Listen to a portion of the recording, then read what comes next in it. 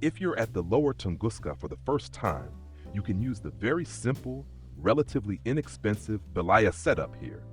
The same setup I've already introduced multiple times at the Belaya, because the lower Tunguska is hardly any different from the Belaya.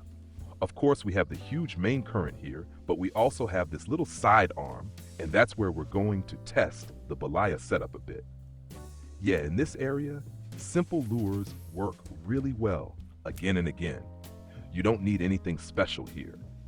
If you go all the way up this side arm and it even curves back there and keeps going, you can fish really well with small spinners throughout the whole area. Someone just recently posted about it again in Discord, simply using these basic lures. And these simple lures, like the Dragonfly Bell in copper color, work quite well. Right now, copper is performing particularly well, especially for the East Siberian Grayling. And that, of course, is really fun because these little guys already bring in quite a bit of silver. Now, of course, it's midday, but I already tested this earlier this morning, and it was working excellently then too. Pretty much every cast resulted in a bite. We'll also go over which different lures work well here. What you can do is cast roughly from those rocks over there, either from that twin pair or that small 3-rock formation, over to the tip here, so you have this little angle, or you can fan out your casts from the left to that tip, covering the whole area. The best approach is to cast far so you reach the other side, then retrieve it smoothly. What you always have to test, because it depends on the current temperature and weather conditions, is the retrieval speed. The speed determines at what depth the spinner moves through the water. And since fish are at different depths depending on the temperature, we just have to experiment to see which speed works best. Look at that, East Siberian Grayling. That's exactly what we're after. This one is 460 grams. Fantastic. I'll cast right back up there and retrieve slowly again. Right now, I'm using speed 27, but you should experiment. Try speed 25, 26, 27, something in that range. Or go significantly faster, which will make the lure rise, or much slower, which will make it sink. You just have to play around with it. And like I said, try different lures. We'll go over them in a moment. But in the end, you can also keep it simple. If one specific color is working, or a certain shape, maybe a more rounded one, then you can just use other lures in the same color and shape. Just grab them, test them, and see how they perform. Another thing that always works well, once you've advanced a bit in spinning, is using topwater lures. These surface lures might attract some different fish. That's definitely an option, and we'll check those out in a moment. Now we just caught 2 small graylings in a row. Here's what the setup looks like. This is the Belaya setup, but an upgraded version. You can find a short video on how to upgrade this setup on the Feierabend YouTube channel under Shorts. Right now, I'm still fishing relatively light using the upgraded Corsair 30 reel, but this is not a recommended starter setup. The starter recommendation is the Dragon 30. That's good enough for fishing at the Belaya. From the Tunguska onwards, you might want to move up to around 9 kilograms leader material, since you can often hook into a Lenok here. But don't go too high. Anything over 10 kilograms, and you'll notice the bite rate drops significantly. So ideally, you stay around 9 kilograms. That way you have a great reel and can fish comfortably.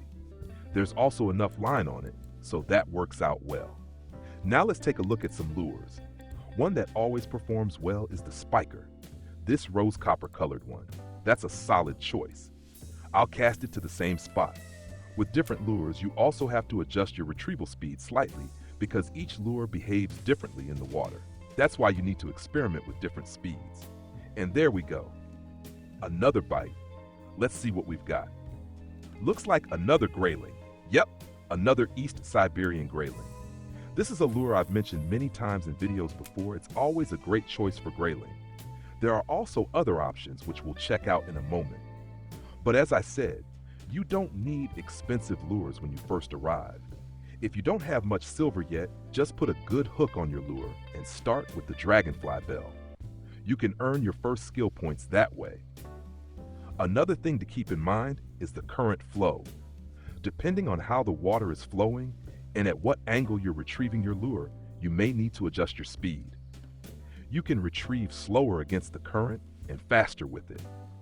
A good indicator of whether your spinner is rotating properly is the action bar at the bottom. I'll cast against the current now. At speed 35, you can see the action bar wobbling. That wobble tells us the spinner is rotating well. You'll see this behavior at different speeds with different spinners, but it's also influenced by the leader and the overall setup. So you have to test it for yourself. Leader length, current strength, and retrieval speed all play a role. If the spinner is spinning properly, it will attract more fish. Another lure we can try is this one. Again in copper color, slightly rounder. That seems to be the hot choice right now. I'll cast it out again, adjust the retrieval speed slightly, and that's looking good. And right away, we have something bigger on the line. It's even putting some pressure on the break. Could be a Lenok, a humpback salmon, or even a big brown trout. Yes, now that we're into the evening hours, the bite rate is picking up again. And just like that, another fish, a smaller one this time. Up next, we'll take a quick look at top water lures, and then we're pretty much done. If you find the right lure, you can make 400 to 600 silver here, depending on the fish sizes. The Auric Popper is a classic choice, in this case with a size 6 hook and a feathered hook. I'll test it without the feathered hook as well. I've been running some tests at Quarry with wobblers. Now, topwater lures aren't wobblers, but the question is always whether they perform better or just as well. To get the right action on the lure, you also need the right rod. The Belaya setup works well for this, but if you're using another rod, you need at least 5 out of 10 in this stat. Anything below that, and you won't have enough power to perform the twitching technique with the right mouse button. Rod setups below this value are only good for steady retrieves with spoons or spinners. If the rod tip is too soft, you won't get enough pressure on the lure for proper twitching.